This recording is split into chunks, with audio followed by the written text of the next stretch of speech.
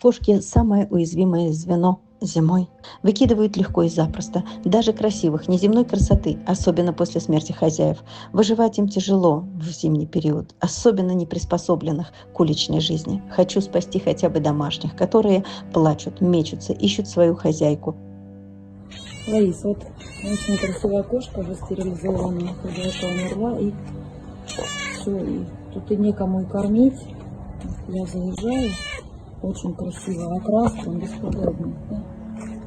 Некуда, кто будет кормить, если я не буду ездить, то все.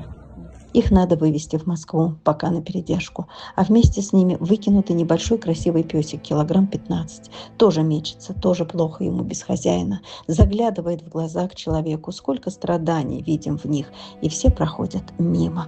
Вот 5 животинок. Спасем еще хотя бы 5. Помогите тогда, пожалуйста, на дорогу. 23 000 плюс на корм и на передержку.